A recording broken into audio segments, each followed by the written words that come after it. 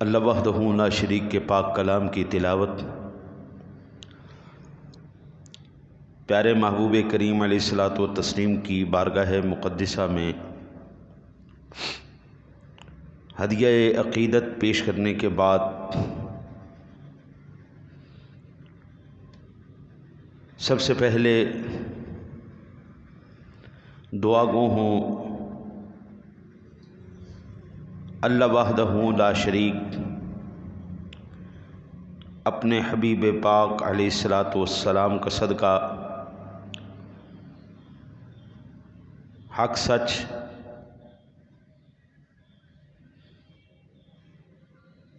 کہنے کی جو آیات مقدسات تلاوت کرنے کا شرف حاصل کروں اور کیا ہے، اللہ تعالیٰ اپنے حبیب کا صدقہ صحیح ترجمہ اور تشریح کرنے کی توفیق رفیق عطا فرمائے اور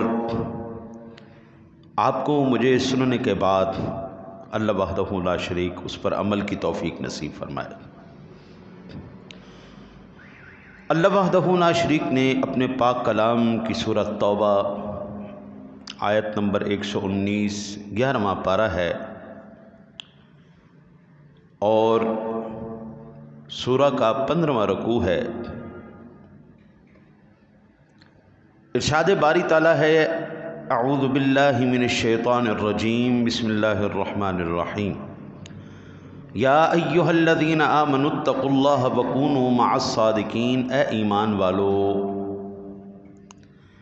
اللہ سے ڈرو اور سچوں کے ساتھ ہو جاؤ۔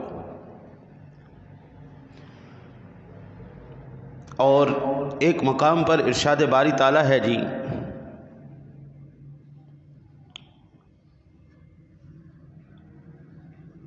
والذی جاء بالصدق وصدق بہ اولئک ھم المتقون، اور جو سچ لے کر آئے اور جنہوں نے اس کی تصدیق کی، حقیقت میں یہی لوگ متقی ہیں۔ یہ وہ مقام ہیں جی جو اللہ کے پاک کلام سے تلاوت کرنے کا شرف حاصل کیا ہے۔ گزشتہ سے پیوستہ ہے، پچھلے جمعۃ المبارک میں حضرت سیدنا صدیق اکبر رضی اللہ تعالیٰ عنہ کی ذات گرامی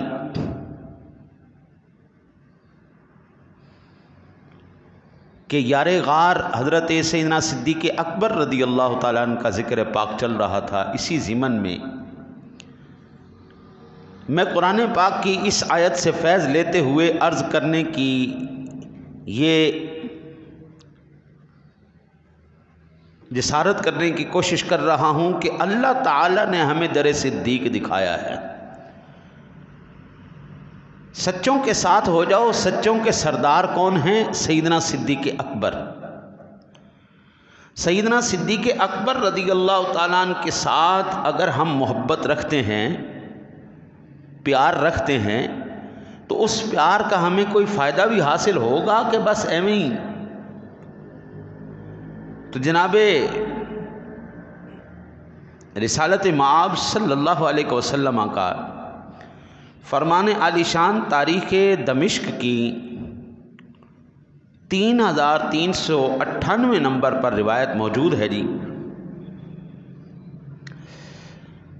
حضرت سیدنا انس بن مالک رضی اللہ تعالیٰ عنہ سے روایت ہے کہ میرے آقا کریم علیہ الصلاۃ والتسلیم کی ذات گرامی نے جبریل امین سے پوچھا، یا جبریل علی امتی حساب، کہ کیا میری امت کا حساب ہوگا؟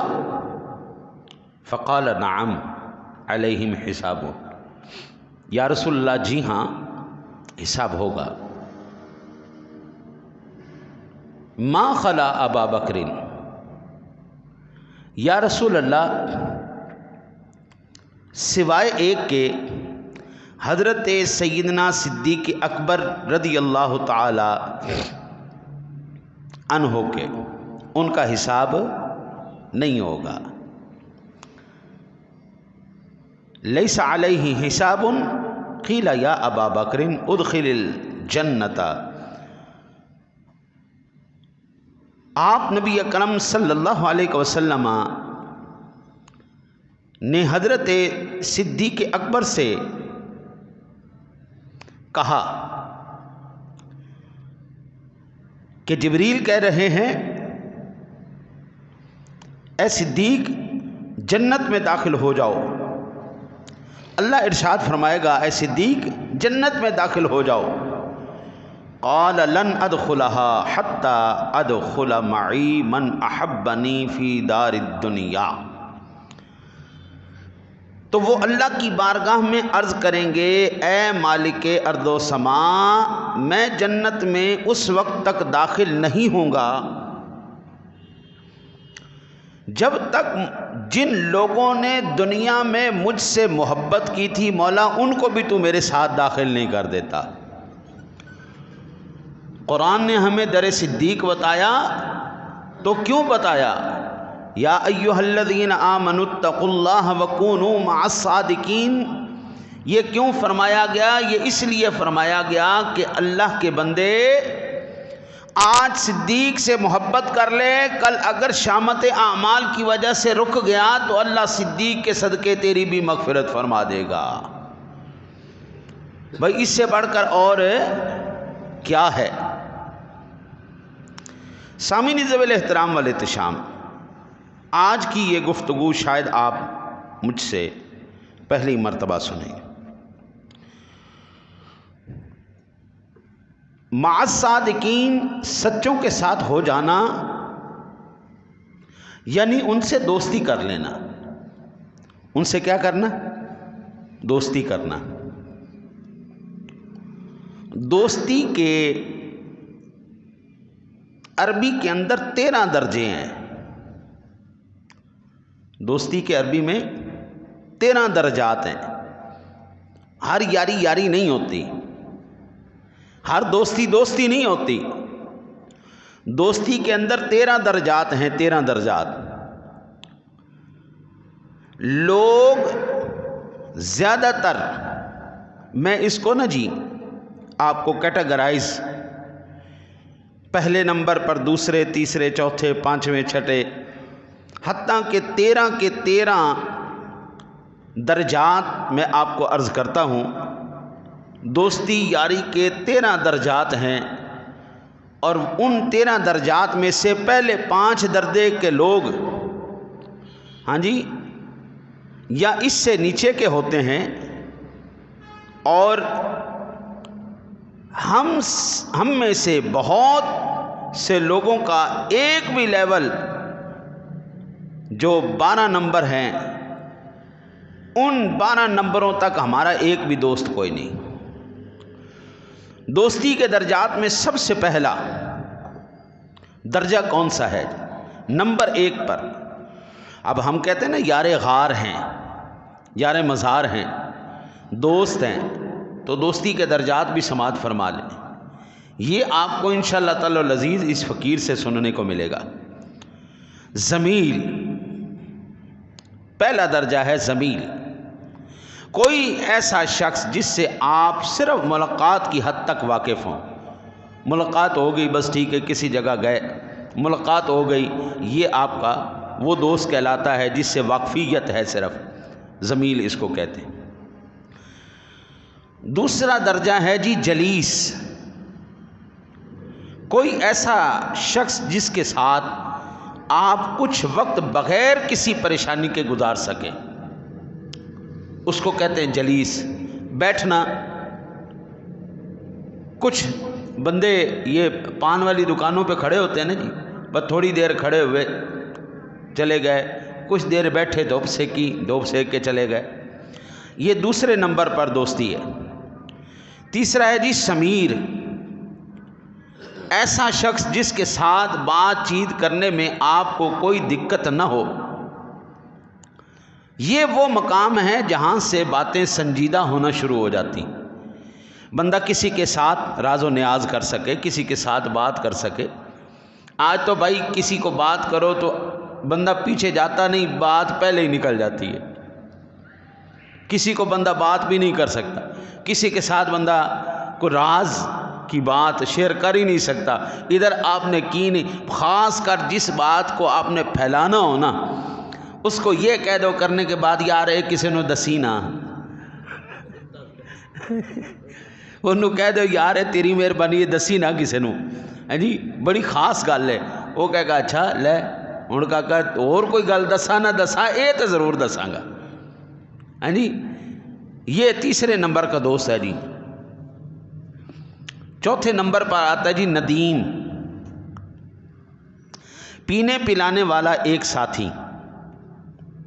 جب بندہ کسی کے پاس کوئی وقت تھوڑا فارغ ہو تو بندہ کہتا چل یار اندے کول چل کے چائے پی آئیے، جا کے کسی کے ساتھ جا کے چائے پینا، ہاں جی وقت گزارنا، ایسے دوست کو ندیم کہتے ہیں.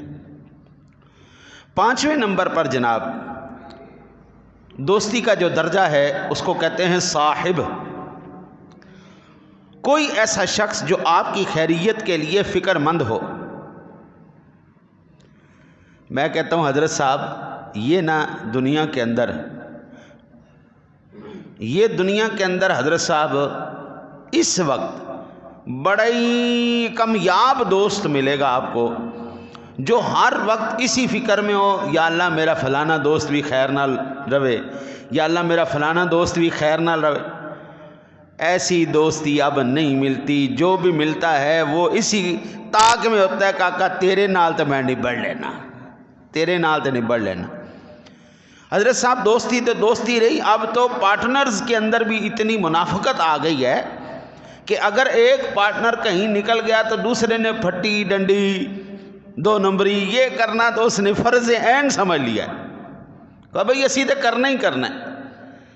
تو اگر آپ کو ایسا دوست مل جائے قبلہ، ایسا یار مل جائے کہ جو آپ کی خیریت کی فکر میں ہو، تو ایسے بندے کو کبھی بھی نہیں چھوڑنا چاہیے. یہ بندہ آپ کے لیے بڑا قابل اعتماد ہے، اور یہ بندہ ایسا آپ کا خزانہ ہے کہ جو آپ سے اگر کھو گیا تو بہت بڑا نقصان ہو جائے گا. چھٹے نمبر پر آتا ہے جی رفیق. کوئی ایسا شخص جس پر آپ انحصار کر سکیں، آپ شاید ان کے ساتھ اپنی چھٹیاں بھی گزارنا چاہیں، یعنی کہ یار میری جان بھی محفوظ ہے، میرا مال بھی محفوظ ہے، یہ میرا ایسا دوست ہے، ایسا میرا ساتھی ہے. ساتویں نمبر پر آتا ہے جی صدیق.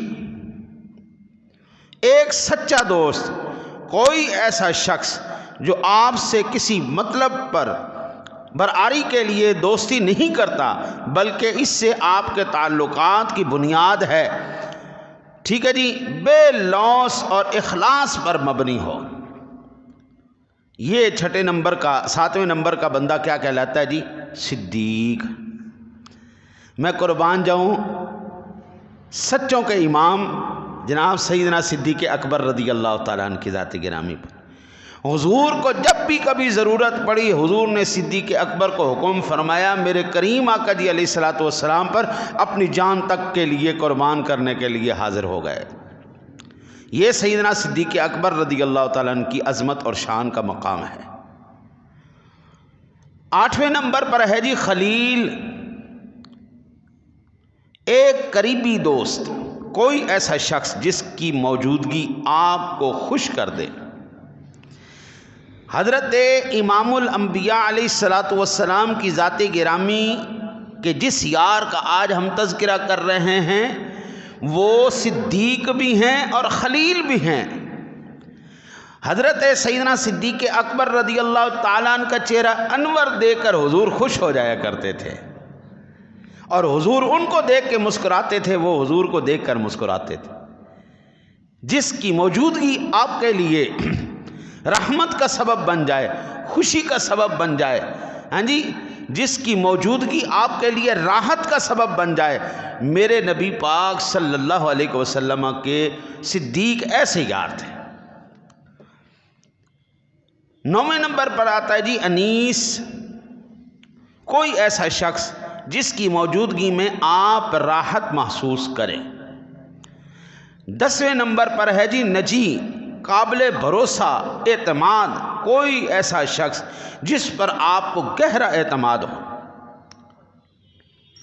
10ویں نمبر پر نجی ہو گیا۔ 11ویں نمبر پر ہے جی صفی، آپ کا بہترین دوست، کوئی ایسا شخص جسے آپ دوسرے دوستوں پر فوقیت دیتے ہوں کہ جناب میرے سارے دوست ایک طرف اور صدیق اکبر ایک طرف، حضور کے یار، ان کی شان اور عظمت۔ 12ویں نمبر پر آتا ہے جی قرین، کوئی ایسا شخص جو آپ سے الگ نہ ہو اور نہ صرف آپ جانتے ہوں کہ وہ کیسا سوچتا ہے بلکہ وہ بھی آپ کے خیالات سے اور ان سے بڑھ کر واقف ہو، ہاں جی، آشنا ہو، دوسرے کے مزاج سے آشنا ہو، ایک دوسرے سے بڑھ کر آشنا ہو۔ 13ویں نمبر کی دوستی ہے جی جس کو کہتے ہیں حبیب، دوستی کے اعلیٰ ترین شکل ہے جی حبیب کی، جس میں دوستی کے باقی سب اوصاف کے ساتھ دوست محبوب کے مرتبے پر فائز ہوتا ہے، یعنی وہ انسان جس سے بے لوث محبت ہو، وہ انسان جس سے بے لوث محبت ہو، کوئی اس سے کوئی غرض، کوئی سلسلہ نہ ہو۔ سامعین ذوی احترام والے احتشام، اب آپ کو قرآن پاک کی اس تشریح کا مکمل طور پر سمجھ آ گیا ہوگا کہ اللہ نے ہمیں کیوں کہا یا ایھا الذین آمنوا اتقوا اللہ وکونوا مع الصادقین، سچوں کے ساتھ ہو جاؤ، صدیق کے ساتھ ہو جاؤ۔ یہ صدیق کے ساتھ یاری ہمیں کل حشر میں یہ فائدہ دے گی، اگر کل محشر میں ہم شامت اعمال کی وجہ سے جہنم میں چلے گئے تو صدیق اکبر کی محبت کی وجہ سے اللہ ہماری مغفرت فرما دے گا۔ حضرات گرامی، سیدنا صدیق اکبر رضی اللہ تعالیٰ عنہ وہ شخصیت ہیں جنہیں سرکار عبد قرار نے فرضیت حج کے بعد پہلے ہی سال میں امیر الحجاج مقرر فرمایا، انہیں اپنے سامنے مرض الوفات میں اپنی جگہ پر نماز کے لیے مقرر فرمایا۔ حضرت سیدنا صدیق اکبر رضی اللہ تعالیٰ عنہ کے بارے میں سیدنا مولا علی شیر خدا کرم اللہ وجہہ الکریم کا ارشاد گرامی ہے، فرماتے ہیں لما قبض النبی نظر فی امرنا فوجدنا النبی صلی اللہ علیہ وسلم قد قدم ابا بکر فی الصلاة فرضنا لدنیانا من رضی رسول اللہ لدیننا فقدمنا ابا بکر۔ یہ الطبقات القبریٰ کے اندر روایت موجود ہے جی، اللہ آپ کی خیر کرے۔ نبی رحمت نور مجسم قائد المرسلین صلی اللہ علیہ وسلم کے وصال کے بعد ہم نے غور کیا تو اس نتیجے پر پہنچے کہ جب نماز کے معاملے میں نبی اکرم صلی اللہ علیہ وسلم نے صدیق اکبر کو مقدم فرمایا اور ہمارے دین کے لیے انہیں امام بنایا، امام پسند فرمایا، تو ہم نے دنیاوی معاملات میں بھی ان پر راضی ہو گئے اور حضرت ابو بکر کی بیعت کر کے انہیں خلیفہ مقرر کر دیا۔ اس سے یہ بات جناب واضح ہو جاتی ہے کہ حضرت سیدنا علی المرتضیٰ شیر خدا کرم اللہ وجہہ الکریم خود سیدنا صدیق اکبر کی خلافت پر راضی تھے، نہ صرف راضی تھے بلکہ حضرت علی نے صدیق اکبر کی بیعت بھی کی ہے۔ یہ طبقات کبریٰ کی روایت بتا رہی ہے جناب۔ سامعین ذوی احترام والے احتشام، مجھے یہ بتائے جب حضرت علی المرتضیٰ شیر خدا کرم اللہ وجہہ الکریم کو، حضرت صدیق اکبر کو حضرت علی خلیفہ مانتے ہوئے جھجک نہیں رہے، کوئی پریشانی نہیں ہے، حضرت علی کہتے ہیں صدیق خلیفہ ہے، حضور نے اس کو ہمارا نماز کا امام بنایا، ہم نے اس کو دنیا کا امام بنا لیا۔ جب سیدنا صدیق اکبر کو خلیفہ اول مانتے ہوئے علی المرتضیٰ شیر خدا کو کوئی پریشانی نہیں ہے، آج دنیا کو کس بات کی پریشانی ہے؟ حضرت جی آج مولویوں کا نا دماغ خراب ہو گیا، زیادہ پڑھ کے نا ان کو علمی ہیضے ہو گئے، علمی ہیضے، پھر وہ اندر سے گند باہر نکلتا ہے کہ جناب روحانی طور پر خلیفہ اول حضرت علی ہیں، دنیاوی طور پر صدیق اکبر ہیں۔ بندہ پوچھے میرے نبی پاک صلی اللہ علیہ وسلم کو پتہ نہیں تھا یہ دونوں نظام کون چلا سکتا ہے، کون نہیں چلا سکتا؟ میرے نبی کی سلیکشن کو تم نامکمل سمجھتے ہو، میرے نبی کے انتخاب کو تم صحیح نہیں سمجھتے؟ او بابا، یہ نگاہ نبوت کا فیضان تھا، حضور جانتے تھے کہ صدیق اکبر روحانی طور پر بھی خلیفہ اول بنے گا اور دنیاوی طور پر بھی خلیفہ اول ہے۔ اس کے اندر وہ تمام تر صفات موجود ہیں جو دنیاوی نظام چلانے کے لیے اور روحانی نظام چلانے کے لیے ہونی چاہیے۔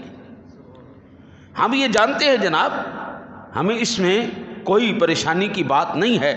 صدیق اکبر جہاں پر مصلی رسول کے امام تھے، وہیں پر اپنے پورے ارد گرد کے معاملات کو، سیاسی معاملات کو، جنگی معاملات کو، بلکہ میں کہتا ہوں جس زور کے ساتھ اور جس اعتماد کے ساتھ سیدنا صدیق اکبر نے نظام حکومت چلایا اور روحانیت کا نظام چلایا، اس زور کے ساتھ پھر کوئی دوسرا نہیں چلا سکا۔ وہ اپنے اندر گوہر یکتا رکھتے تھے۔ حضرت سیدنا صدیق اکبر رضی اللہ تعالیٰ عنہ کی ذات گرامی نے خلافت کے بعد سب سے پہلے جو خطبہ ارشاد فرمایا، ممبر پر جلوہ افروز ہوئے اور حمد و ثنا کے بعد پہلا خطبہ ارشاد فرمایا، اما بعد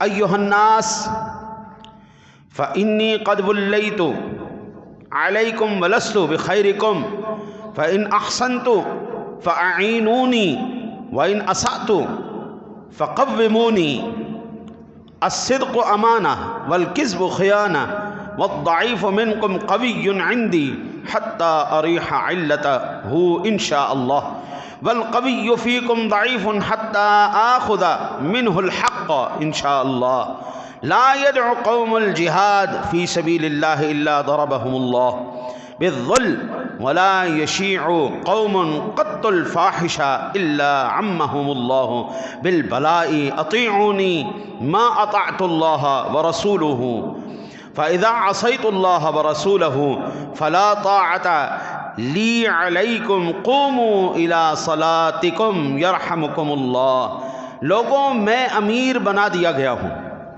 حالانکہ میں تم سے بہتر نہیں ہوں۔ قربان جائیں، قربان جائیں، یہ عاجزی کا آپ اندازہ کریں۔ فرمایا میں تم سے بہتر نہیں ہوں، اگر میں اچھا کام کروں تو میری مدد کرنا، اور اگر برا کام کروں تو مجھے درست راہ بتا دینا۔ یہ صدیق اکبر کا سب سے پہلا جناب، یہ ایک امیر وقت کے لیے، ایک مملکت کے سربراہ کے لیے یہ چیز کا ہونا ضروری ہے۔ اب ہم اسلام سے دیکھتے ہیں، اسلام نے ہمیں صرف روزہ، نماز، حج نہیں دیا، اسلام نے ہمیں یہ نظام بھی دیا ہے کہ جناب حکومت کیسے چلانی ہے، جناب حکومتی امور کو کیسے سر انجام دینا ہے، ایک حاکم وقت کیسا ہونا چاہیے۔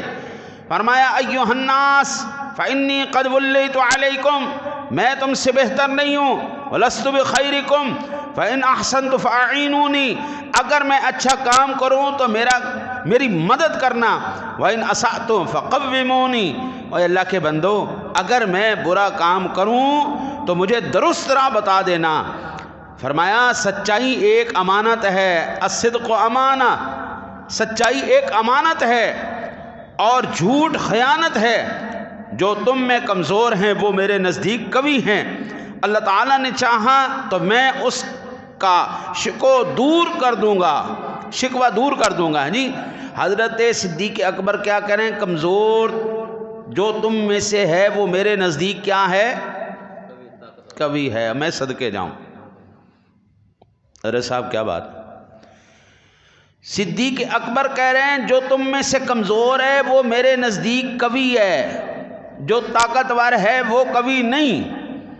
آج ایمان سے بتائیں قبلہ، ایمان سے بتائیں، اس مملکت اسلامیہ کے اندر کیا ایک غریب آدمی انصاف حاصل کر سکتا ہے؟ کیا اس مملکت اسلامیہ کے اندر قانون کو کھیل نہیں بنا کے رکھ دیا گیا؟ کروڑوں کیس عدالتوں کے اندر پینڈنگ پڑے ہیں صرف ججوں کی نااہلی کی وجہ سے، ان کی چھٹیوں کی وجہ سے، ان کی عیاشیوں کی وجہ سے۔ ان کے پاس وقت نہیں ہے عدالت میں دینے کا۔ اور جب ایک بڑا آدمی، ایک زور آور آدمی، ایک طاقتور آدمی انصاف لینا چاہتا ہے، رات 12:30 بجے عدالتیں کھل جاتی ہیں کہ نہیں کھل جاتی؟ چھوٹی عدالت تو رہی چھوٹی عدالت، سپریم کورٹ کھل جاتے ہیں جناب، ججوں کو پسوڑی پڑ جاتی ہے، ہائے ہائے ہائے ہون کی کری۔ حضرت سیدنا صدیق اکبر کہتے ہیں جو تم میں سے کمزور ہے وہ میرے نزدیک قوی ہے، اللہ تعالیٰ نے چاہا تو میں اس کا شکوہ دور کر دوں گا، اور جو تم میں سے طاقتور ہے وہ میرے نزدیک کمزور ہے۔ اور یاد رکھو جو قوم جہاد چھوڑ دیتی ہے اللہ تعالیٰ اس پر ذلت مسلط کر دیتا ہے، اور جس قوم میں بے حیائی عام ہو جائے اللہ تعالیٰ ان پر مصیبت عام کر دیتا ہے۔ جب تک میں اللہ اور اس کے رسول کی اطاعت کروں تم بھی میری فرما برداری کرنا، اور جب میں اللہ اور اس کے رسول کی نافرمانی کروں تم پر میری اطاعت لازم نہیں۔ اچھا جی اب اٹھو نماز پڑھو، یہ صدیق اکبر نے کہا۔ حضرات محترم، میں جی رات کو بیٹھا، یہ جب حدیث پاک پڑھ رہا تھا نا جی، تو فیض احمد فیض کی ایک نظم میرے سامنے آئی۔ یہ باتیں کب ہو رہی ہیں؟ صدیق اکبر خطبہ اول دے رہے ہیں۔ فیض احمد فیض کہتا ہے جس دیس میں آٹے چینی کا بحران فلک تک جا پہنچے، جس دیس میں آٹے چینی کا بحران فلک تک جا پہنچے، جس دیس میں بجلی پانی کا فقدان حلق تک جا پہنچے، جس دیس میں ماؤں بہنوں کو اغیار اٹھا کر لے جائیں، جس دیس میں ماؤں بہنوں کو اغیار اٹھا کر لے جائیں، جس دیس سے قاتل غنڈوں کو اشراف چھڑا کر لے جائیں۔ ریمنڈ ڈیوس نے دیکھ لو، اب دیکھتے جائیں سوچتے جائیں، جس دیس کی کورٹ کچہری میں انصاف ٹکوں پر بکتا ہو، جس دیس کا منشی قاضی بھی مجرم سے پوچھ کے لکھتا ہو، جس دیس کا منشی قاضی بھی مجرم سے پوچھ کے لکھتا ہو، جس دیس کے چپے چپے پر پولیس کے ناکے ہوتے ہوں، جس دیس کے مندر مسجد میں ہر روز دھماکے ہوتے ہوں، جس دیس میں جان کے رکھوالے خود جانیں لے لیں معصوموں کی، جس دیس میں حاکم ظالم ہوں سسکی نہ سنیں مجبوروں کی، جس دیس کے عادل بہرے ہوں آہیں نہ سنیں معصوموں کی، جس دیس کی گلی کوچوں میں ہر سمت فحاشی پھیلی ہو، جس دیس میں بنت حوا کی چادر بھی داغ سے میلی ہو، جس دیس کے ہر چوبارے پر دو چار بھکاری پھرتے ہوں، جس دیس میں روز جہازوں سے امدادی تھیلے گرتے ہوں، جس دیس میں غربت ماؤں سے بچے نیلام کرواتی ہو، جس دیس میں دولت شرفا سے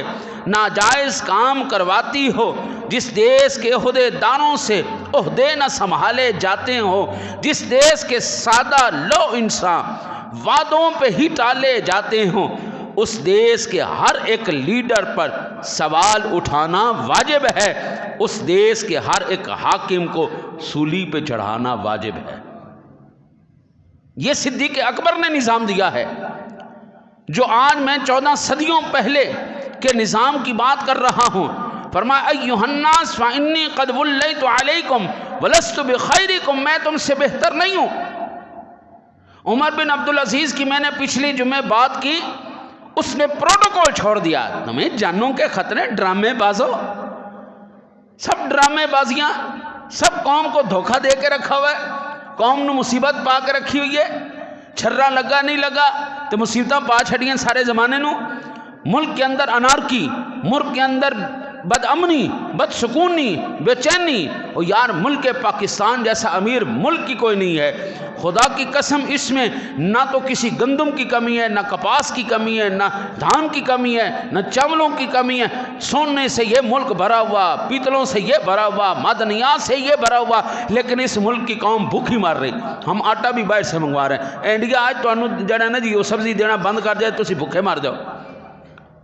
وہ 2 دن کے لیے پیاز بند کرتا ہے جناب، 400 روپے پیاز ہو جاتا ہے۔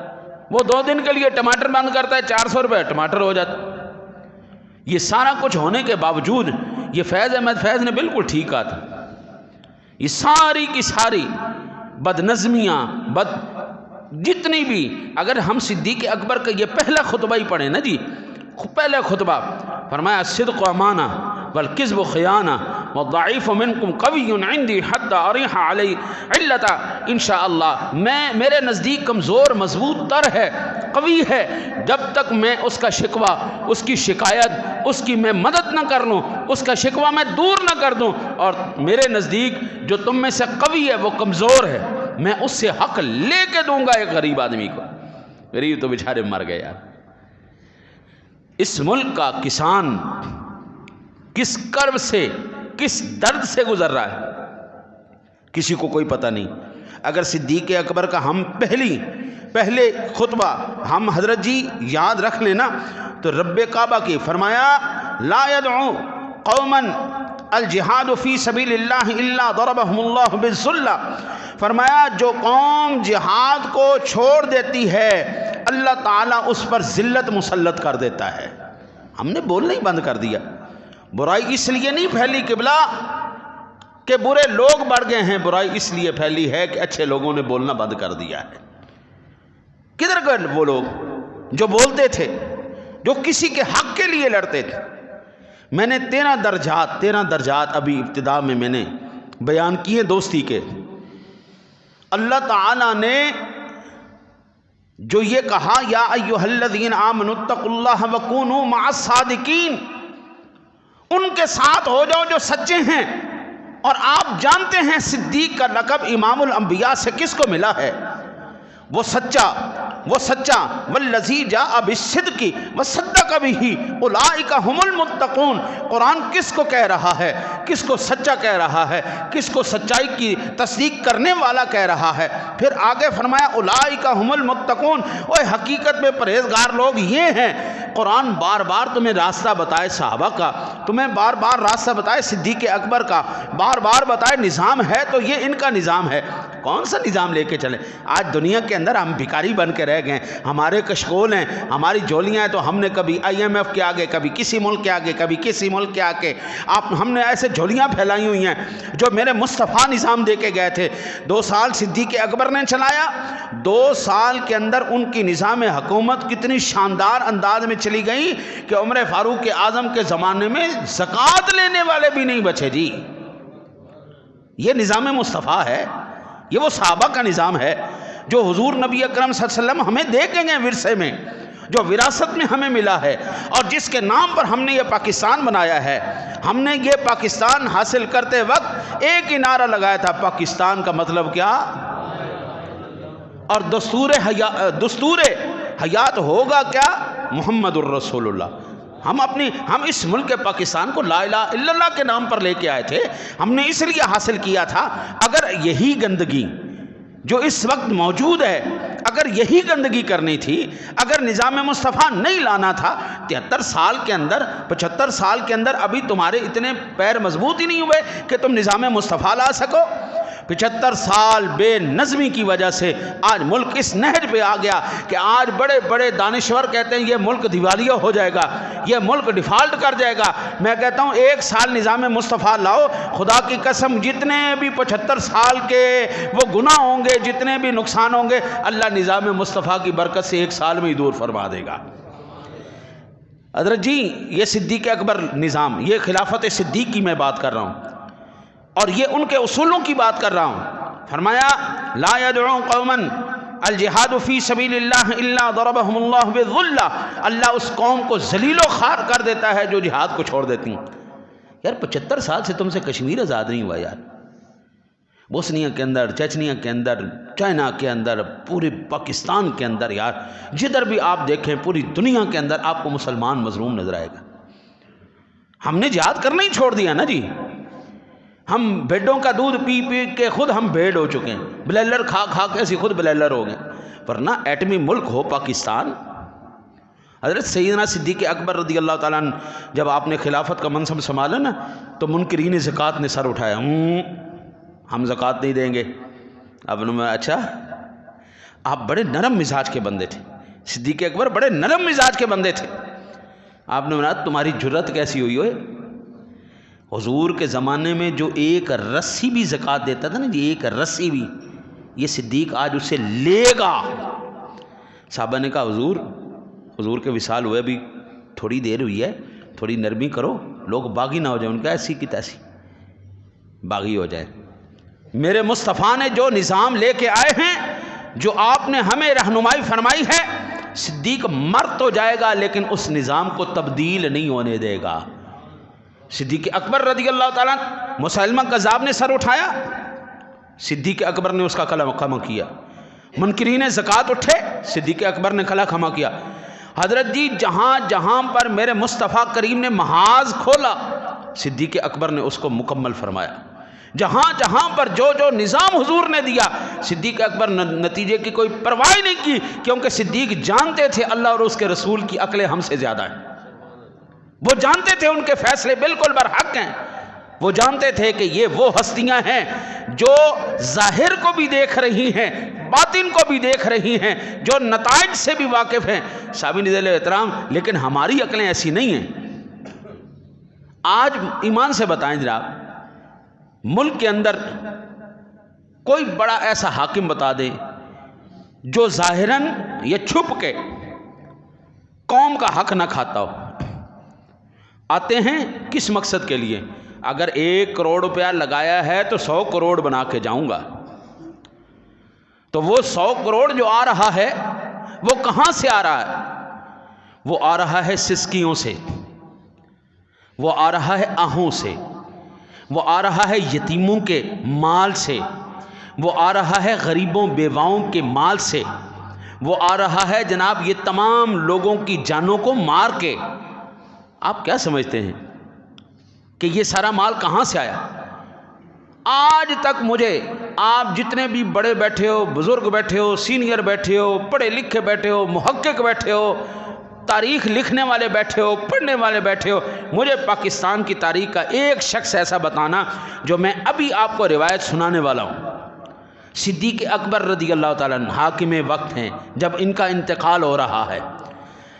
حضرت سیدنا امام حسن مجتبی نے فرمایا لما اختصر ابو بکر قال یا عائشة انظری لقحة التي كنا نشرب من لبنها والجفنة التي كنا نستبح فيها والقطيفة التي كنا نلبسها فإنا كنا ننتفع بذلك حين كنا في أمر المسلمين فإذا مت فأردوديه إلى عمر فلما مات أبو بكر أرسلت به إلى عمر فقال عمر رضي الله تعالى عنك يا أبا بكر لقد اتبعت من جاء بعدك۔ یہ روایت المعجم الکبیر سنن ابی بکر کے اندر موجود ہے۔ یہ اللہ آپ کی خیر کرے 37 نمبر پر روایت موجود ہے، اور حضرت ابو بکر صدیق نے اپنی وفات کے وقت فرمایا، یہ اے بیٹی عائشہ، یہ اونٹنی جس کا ہم دودھ پیتے ہیں، کیونکہ صدیق اکبر رضی اللہ تعالیٰ عنہ کو بیت المال سے تنخواہ دی گئی، آپ نے تجارت کرنے کے لیے جانا چاہا، لیکن عمر فاروق اعظم نے کہا نہیں جناب آپ نہیں جا سکتے، اگر آپ تجارت کرنے چلے گئے تو حکومت کے معاملات کون سنبھالے گا؟ فرمایا پھر بتاؤ میرا گھر کا کیسے نظام چلے گا؟ انہوں نے کہا پھر ہم آپ کی نہ تنخواہ مقرر کر دیتے۔ صدیق اکبر نے کہا ٹھیک ہے میری تنخواہ مقرر کرو۔ یہ گولڈن ورڈز ہیں صدیق اکبر۔ آپ نے فرمایا کہ آپ میری کتنی تنخواہ مقرر کریں؟ اب یہ صدیق اکبر نے سوال کیا. حضرت عمر فاروق اعظم کہنے لگے جتنی آپ کہتے ہیں ہم آپ کی تنخواہ مقرر کر دیتے ہیں. مجلس شورا اس بات کا فیصلہ کر دے کہ بھائی اتنی تنخواہ دیں. فرمایا مجھے ایک مزدور کی مزدوری کے برابر ڈیلی تنخواہ دو. یہ کس نے کہا؟ صدیق اکبر نے کہا مجھے ایک مزدور کی مزدوری کے برابر روز کی تنخواہ ملنی چاہیے. تو حضرت عمر فاروق اعظم نے کہا کہ کیا آپ کا اس سے گزارا ہو جائے گا؟ فرمایا اگر میرا گزارا نہیں ہوگا میں مزدور کی تنخواہ کو بڑھا دوں گا. یہ نظام مصطفیٰ ہے جناب. آج جناب میں نے مجھے کسی نے واٹس ایپ پہ سینڈ کیا کہ کس کے کتنے اخراجات ہیں، کس کے کتنے اخراجات ہیں. اس رپورٹ کے اندر آئی جناب ہماری قومی اسمبلی کے لوگوں نے احتجاج کیا ہے. ان کی تنخواہ ہے جی 6,80,000 روپیہ فی ممبر کی تنخواہ ہے. انہوں نے احتجاج کیا جی ہمارا اس تنخواہ میں گزارا نہیں ہوتا، آپ ہماری تنخواہوں کو بڑھائیں. لاکھوں روپے صرف چائے کی مد میں، لاکھوں روپے چائے کی مد میں ان کے نکل جاتے ہیں. میں نے کہا ماشاءاللہ کیا بات ہے. یہ نظام اگر مصطفی نظام ہوتا تو پھر صدیق اکبر نے تو یہ کہا تھا کہ امیر وقت کی اتنی تنخواہ ہو جتنی مزدور کی ہونی چاہیے، اور مزدور کی تنخواہ اگر تمہارا گزارا نہیں ہو رہا تو مزدور کی تنخواہ کو بڑھاؤ. آج ایمان سے بتاؤ یار کون سا ایسا ادارہ ہے جس کی تنخواہ اس وقت امیر المومنین کی تنخواہ کے برابر ہو؟ ہے کوئی نہیں جناب. یہ اینکر پرسن ان کی تنخواہ جب میں نے سنی میرے کان کھڑے ہو گئے. 60 لاکھ روپیہ، 80 لاکھ روپیہ، 70 لاکھ روپیہ. کیوں؟ یہ بدتمیز، یہ ٹو لگانے والے، یہ جاسوسی کرنے والے، اندر کی خبریں نکال کے لانے والے کروڑ روپیہ تنخواہ لے رہے. یعنی جنہ لچا انا اونچا، جنہ لچا انا اونچا. لیکن یہ نظام مصطفیٰ میں نہیں ہوتا. نظام مصطفیٰ میں یہ ہے سیدنا صدیق اکبر نے اپنی وفات کے وقت حضرت ام المومنین امی عائشہ کو بلایا. فرمایا یہ دیکھو یہ جس اونٹنی کا ہم دودھ پیتے ہیں، یہ بڑا پیالہ جس میں ہم پیتے ہیں، اور یہ چادر جو ہم اوڑھتے ہیں، ان سے اسی وقت تک نفع اٹھا سکتے ہیں جب تک ہم مسلمان امر خلافت انجام دیتے رہیں گے. بچے عائشہ یہ اونٹنی بھی بیت المال کی ہے، یہ چادر بھی بیت المال کی ہے، یہ پیالہ بھی بیت المال سے آیا ہوا ہے. آج کل بیت المال کے بڑے چرچے ہیں نا جی. ہاں جی آج کل بیت المال کے بڑے چرچے ہیں. صدیق اکبر کیا کہہ رہے ہیں؟ اور یہ آخری وقت ہے، یہ حاکم وقت ہے، امیر المومنین ہے، یہ کل نظام کا اس سے مالک ہے. وہ کہہ رہے ہیں اس وقت تک ہم فائدہ اٹھا سکتے ہیں بیٹا جب تک یہ امور خلافت سر انجام دیتے رہیں گے، جب تک ہم سیٹ پہ رہیں گے بیٹا اس وقت تک ہم اس سے فائدہ اٹھا سکتے ہیں. پھر فرمایا جس وقت میں وفات پا جاؤں تو یہ تمام سامان عمر کو دے دینا.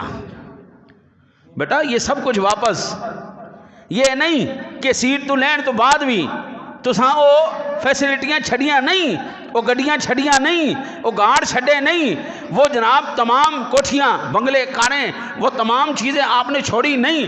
فرمایا صدیق اکبر نے نہیں بچے جس وقت میری وفات ہو جائے یہ سارا کچھ بیت المال میں واپس کروا دینا. چنانچہ ابو بکر کا انتقال ہوا تو میں عائشہ نے یہ تمام چیزیں حسب وصیت حضرت عمر فاروق اعظم کو بھجوا دیں. اس پر حضرت عمر فاروق نے فرمایا اے ابو بکر اللہ تعالیٰ آپ پر رحم کرے کہ آپ نے تو بعد میں آنے والوں کو تھکا دیا. یعنی آپ نے بعد والوں کو انتہائی احتیاط کی تاکید اور رہنمائی فرمائی ہے. آج ہم جو ہر وقت تمام علماء کرام، تمام درد رکھنے والے علماء یہ پٹ رہے ہیں خدا کے واسطے نظام مصطفیٰ لے آؤ، اللہ واسطے نظام مصطفیٰ لے آؤ. ہمیں اس سے کوئی غرض نہیں. آپ نے احتساب شروع کرنا ہے ہماری ذاتوں سے شروع کرو، ہمیں پکڑو، ہمارے خاندانوں کو دیکھو، ہمارے شجروں کو کھنگالو، پتہ لگ جائے گا ہم نے کیا لیا تھا، ہم کیا لے کے آئے تھے، ہم نے کیا بنایا ہے. اب ہم سے احتساب شروع کریں، پھر اس کے بعد آپ آگے جائیں، کیونکہ سب چوروں کو پتہ ہے جب نظام مصطفیٰ آئے گا پھر کوئی بیت المال سے ناجائز فائدہ نہیں اٹھا سکے گا. یہ تو ایک کیس کھل گیا نا جی توشہ خانے کا. حضرت جی آپ ذرا اس کی تاریخ پڑھ کے دیکھیں، جو آیا ہے اس نے قومی خزانے کو لوٹا ہے. ادھر ایک چور نہیں پورا ٹبر ہی چور ہے. ایک چور نہیں یہاں پر آنے والے ہر کوئی چور اس لیے نظام مصطفیٰ نہیں آنے دے رہا ہے کیونکہ نظام مصطفیٰ گچی تو پھڑ کے سارا حساب پورا کرائے گا. جو چور ہوگا اس کے لیے پھر جیل لیں گے، حوالات نہیں ہوں گے، ان کے ہاتھ کاٹے جائیں گے. جو قاتل ہوگا قصاص میں قتل کیا جائے گا. اینج گندگی مٹ تو پہلے گندگی صاف ہو جائے گی. حضرت جی ایویں جیلیں بھر کے رکھیاں نے، قومی خزانے میں نقصان. حضرت جی جو پیسے والا ہے وہ گھر کو ہی جیل بنا لیتا ہے، میں گھر میں ہی رہوں گا جی، ہاؤس اریسٹ ہو گیا، چنگا تو اریسٹ ہو گیا. یہ نظام مصطفیٰ نہیں ہے، یہ صدیق کا نظام نہیں تھا، یہ عمر فاروق اعظم کا نظام نہیں تھا. جب تک یہ نظام نہیں آئے گا اور یہ وہ تربیت نہیں ہوگی، تمام آنے والے حاکم وقت تھے، امیر المومنین تھے، سلطنت اسلامیہ کے سربراہ تھے، جاتی وقت جو ایک اونٹنی، یار میں پڑھ کے حیران ہو گیا، ایک اونٹنی، ایک پیالہ، ایک چادر. حضرت جی کتنا بڑا سرمایہ ہے، ایک اونٹنی، ایک پیالہ، ایک چادر، بس. یہ حاکم وقت کا حال ہے یار. اللہ اکبر. دعا کرو اللہ تعالی ہمیں واقعتاً ہی ان سچوں کے ساتھ بھی کر دے اور ان جیسا کوئی ایک سچا ہمیں عطا بھی فرما دے.